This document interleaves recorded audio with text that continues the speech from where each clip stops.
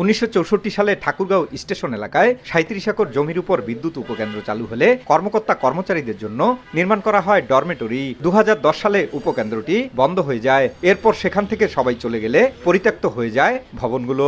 দীর্ঘ সময় ধরে পরিত্যক্ত থাকায় ভবনের সব দরজা জানালা চুরি হয়ে গেছে। এমনকি বর্তমানে চুরি হচ্ছে ভবনের ইট। অভিযোগ উঠেছে মাদকসেবীদের আড্ডাখানায় পরিণত হয়েছে পুরো এলাকাটি। সবগুলা কোয়াটার মধ্যে দরজা নাই, জানলা নাই, পাশে পাখি নাই, ইটগুলা খুলে নিয়ে গেছে। এখানকার পরিবেশ খুব খারাপ। এখানকার কিছু ছেলেপেলে আসে, এখানে গাঁজা খায়, ডাইল ডুল খায়। এগুলা যদি না ভাঙে যদি ঠিকঠাক করে যে ভাড়াতে সরকার টাকা পাবে, সরকার উন্নত হবে, এলো হয়েছে, তাহলে যে পরিবেশটাও ঠিক থাকবে, সবই ঠিক থাকবে। এটাই অনুরোধ সরকারের পক্ষ থেকে, এইভাবে না ফেলাই দিয়ে কোনো কিছু করার আগে দু একজন আনসার দিয়ে এত বড় এলাকার অবকাঠামো রক্ষা করা সম্ভব নয় বলে জানান নিরাপত্তার দায়িত্বে থাকা এই কর্মকর্তা। আমরা তো চাই এখানে নিরাপত্তা আরো বাড়ুক, আরো নিরাপত্তার দরকার। আমরা এখানে লোকজন কম, এত লোক কম দিয়ে নিরাপত্তা হয় না। আর কর্তৃপক্ষ বলছে শীঘ্রই জায়গাটিতে সোলার পাওয়ার প্ল্যান্ট স্থাপনের উদ্যোগ নেওয়া হচ্ছে।